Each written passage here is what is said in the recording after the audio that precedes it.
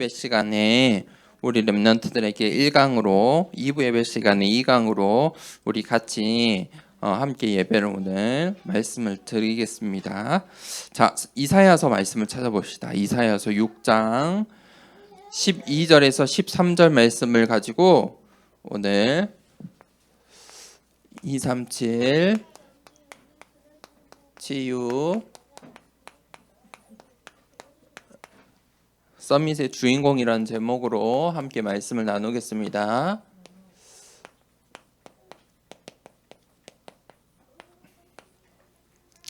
자, 이사야서 6장 12절에서 13절 말씀을 우리 큰 목소리로 힘내서 한번 읽어봅시다. 시작. 여호와께서 사람들을 멀리 옮기셔서 이 땅 가운데 황폐한 곳이 많을 때까지니라. 그 중에 10분의 1이 아직 남아 있을지라도 이것도 황폐하게 될 것이나 밤나무와 상수리 나무가 배임을 당하여도 그 구루터기는 남아 있는 것 같이 거룩한 씨가 이 땅에 구루터기니라 하시더라. 아멘. 우리가 가장 중요한 것이 바로 이 정체성이에요. 정체성.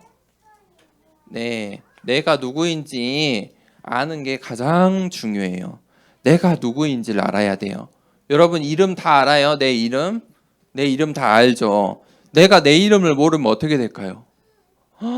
사람들이 나를 부르는데 내가 내 이름을 모르면 대답을 할 수가 없겠죠. 그런데 그 이름보다도 더 중요한 나라는 정체성들이 있어요.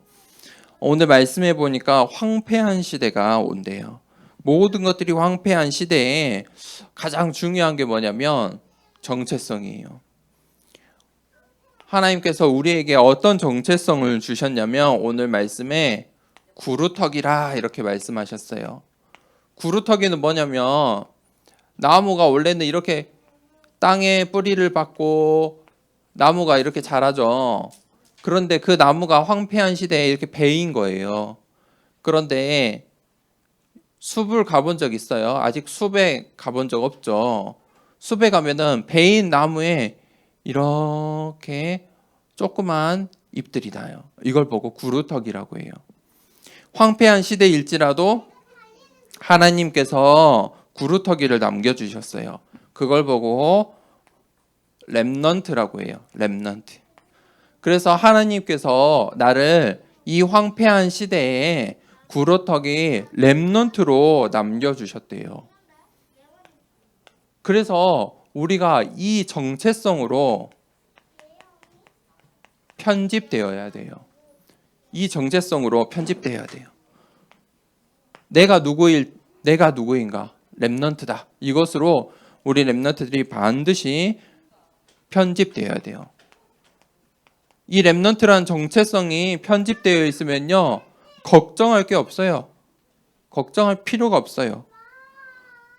그래서 우리 렘넌트들이 이제 이 정체성으로 편집을 하고, 자, 세 가지 단어로 오늘 기억하세요. 오직, 유일성,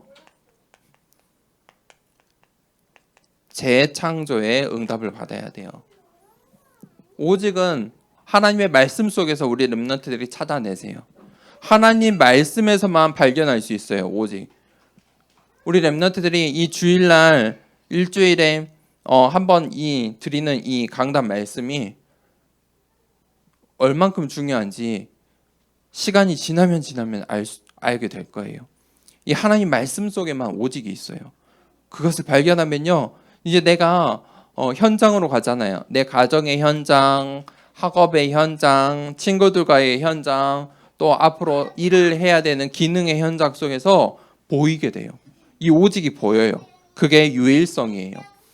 그 속에서 이제 성취가 돼요. 하나님의 말씀이 그대로 성취되는 거예요. 그게 재창조예요. 이걸 보고 영어의 only, unique, recreation 해서 자, ours 이것을 우리의 시스템으로 만드는 거예요. 이 단어를 기억하세요.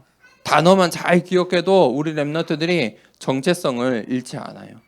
하나님께서 오직 유일성 재창조의 축복으로 우리 렘넌트를 인도하시겠대요. 자, 볼까요? 성경에 237 치유 서밋의 주인공 이 응답을 누가 받았는지 봅시다.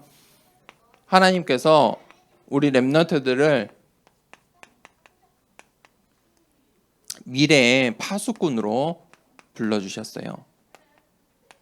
출애굽기에 보니까 모세가 나와요. 이 모세가 어떻게 미래의 파수꾼의 응답을 받았냐? 모세는요, 태어나자마자 노예 시대였어요. 400년 동안 노예 애굽이라는 나라에 이 이스라엘 백성들이 또 모세의 엄마, 아빠, 할아버지, 선조들이 전부 노예로 살았어요. 그런데 어린 시절 이 남자아이들 이스라엘 백성이 너무 많아지니까 이 애굽의 왕이 이스라엘의 남자아이들을 전부 없애라고 명령했어요. 그래서 이 레위지파 이 엄마와 아빠가 이 모세의 언약을 전달하고 왕궁으로 보냈어요. 이 물가에 띄워 보낸 거예요. 다행히 그곳에서 이 모세의 엄마가 유모로서 이 모세에게 이 40년 동안 중요한 언약을 각인했어요. 그리고 응답이 바로 온 게 아니에요. 그리고 나서 결국은 사건 사고를 통해서 이 모세가 애굽의 왕궁에서 사는데 왕자로 사는데 이스라엘 편을 든 거예요. 그래서 미디안의 광야 생활을 40년 동안 또 했어요. 이 속에서 이제 이 하나님께서 주신 그 언약이 완전히 뿌리 내린 거예요. 그때 이제 하나님께서 이 이스라엘 백성을 출애굽하게 하세요. 그리고 이제 이스라엘 백성과 함께 이스라엘 백성의 지도자로서 파수꾼, 미래의 파수꾼으로서 광야로 가게 돼요. 완전히 하나님의 언약이 성취가 되는 체질이 된 거예요. 자, 보세요. 우리가 하나님께서 우리를 어떤 정체성을 주셨냐면 미래의 영적 의사라는 언약을 주시고 이 정체성을 주셨어요. 자, 보세요. 사무엘이 있는데 사무엘상 7장 1절에서 13절에 보면 15절에 보면 이제 사무엘에 대한 이야기가 나와요. 이 사무엘의 엄마의 이름은 한나예요. 이 한나가 이 사무엘에게 무엇을 전달했냐면 세상에 많은 것들이 있어요. 너 이렇게 살아야 돼. 이걸 해야 돼. 세상에 많은 말들이 있잖아요. 세상에 어린이집에만 가도 많은 걸 알려주죠. 초등학교 가면요. 그것보다 더 많은 것들을 알려줘요. 중학교, 고등학교, 대학에 가면요. 세상에 수많은 지혜와 지식들을 알려줘요. 그런데 한나는 사무엘에게 언약을 전달했어요. 이 사무엘이 이 언약을 붙잡은 거예요. 그때 사무엘의 이 언약을 체험해요. 하나님께서 이 사무엘을 부르는데 이 하나님의 말씀을 들은 거예요. 이 하나님의 말씀을 듣고 붙잡은 거예요. 그때부터 사무엘이 하는 말이요 하나도 땅에 떨어지지 않았다고 성경은 기록하고 있어요. 이 사무엘이 그때부터 하나님의 말씀을 전달하는 선지자로서 영적 의사로서 응답을 받은 거예요. 그때 사무엘을 통해서 하나님께서 영적인 치유를 하세요. 그게 바로 미스바 운동이에요. 사람들이 하나님의 말씀을 보지도 않고 듣지도 않고 잃어버렸던 그 시대에 오늘 이사야 말씀처럼 황폐한 시대에 하나님의 말씀을 듣는 제자들, 후대들, 렘넌트들을 모아서 이 영적인 치유를 했어요. 그게 미스바 운동이에요. 그때 세 번째 하나님께서 우리 렘넌트들을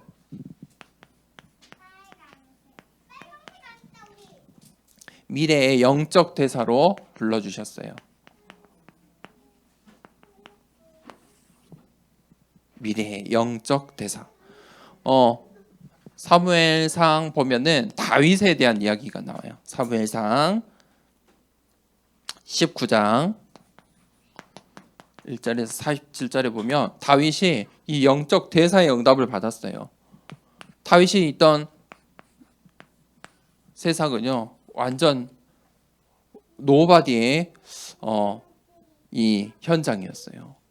이 블레셋 나라 사람들이요 이스라엘 백성을 괴롭히고 온 나라를 괴롭히는데 블레셋 나라에 키가 크고 등치가 큰 골리앗이라는 장군이 있었어요. 이 골리앗 장군을요 아무도 이길 수가 없었어요. 아무도 이 골리앗 장군을 이길 수가 없어서 이 블레셋 나라에 그런 어려움들 다 당했어요. 그때 이 골리앗이요 이스라엘 민족을 모욕하는데 누구를 모욕하냐? 이스라엘이 믿는 하나님을 모욕하는 거예요. 그때 다윗이 딱 하나님의 말씀을 붙잡고 나갔어요. 아무도 할 수 없는 현장이에요. 그런데 벌벌 떨고 있는 그 이스라엘 백성에게 그 대표로 누가 나갔냐? 바로 다윗이에요. 다윗이 에브리바디의 응답으로 나간 거예요. 그리고 골리앗을 이기고 전 세계에 하나님이 살아계심을 드러나게 되었어요. 보세요. 그 다윗이 갖고 있었던 게 무엇일까요? 어떤 비밀일까요? 언약이에요. 언약. 하나님이 주신 말씀. 그 언약. 그리고 다윗이 왕이 되고 이 하나님의 성전을 짓는 준비를 해요. 그게 언약 가진 자의 이 응답이에요. 보세요. 하나님께서 우리를 어떻게 해요? 미래의 파수꾼. 우리 같이 한번 해봅시다. 미래의 파수꾼. 미래의 영적 의사.